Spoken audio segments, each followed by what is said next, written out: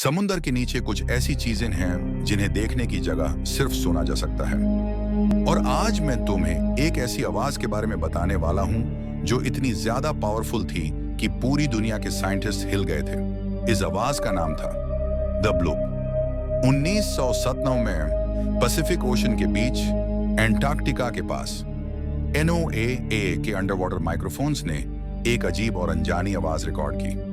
यह आवाज इतनी तेज थी कि पूरे ओशन में हजारों किलोमीटर तक सुनी गई। इसकी लाउडनेस किसी भी वेल से कई गुना ज्यादा थी और इसका पैटर्न किसी भी नोन क्रीचर से मैच नहीं करता था। इसी वजह से साइंटिस्ट ने इस आवाज को एक नाम दिया, द ब्लूप। इस आवाज का फ्रीक्वेंसी पैटर्न बिल्कुल ऐसा था जैसे किसी जिंदा चीज ने निकाला हो।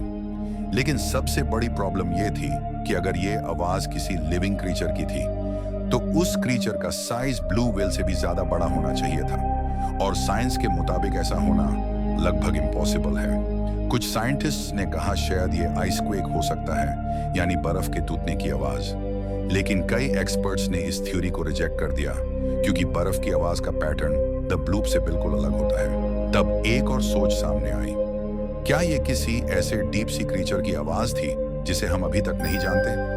समुद्र का ज्यादा हिस्सा आज भी अनएक्सप्लोर्ड है। हो सकता है नीचे कुछ ऐसा मौजूद हो जो इंसान ने कभी देखा ही ना हो। अगर द ब्लूप सच में किसी क्रीचर की आवाज थी तो सोचो वो कितना बड़ा होगा, कहां छुपा होगा और क्यों कभी सरफेस पर नहीं आता। मैं अब सभी को द ब्लूप की आवाज सुनाता हूं।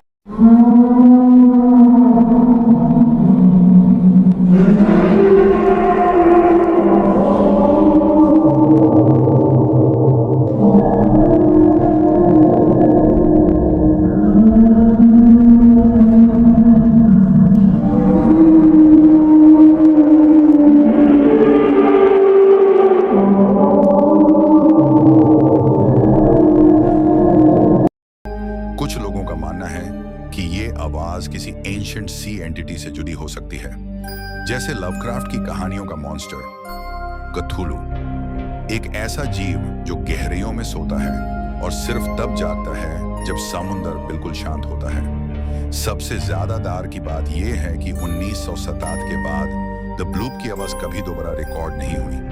न कोई सिग्नल मिला, न कोई ट्रेस, जैसे वो चीज या तो खत्म हो चुकी हो या फिर और भी गहराई में चली गई हो। आज भी NOAA के रिकॉर्ड्स में द ब्लूप एक अनसॉल्व्ड मिस्ट्री है। शायद वो सिर्फ एक आवाज थी, या शायद समुद्र के नीचे अभी भी कुछ जिंदा है जो हमें सुन रहा है।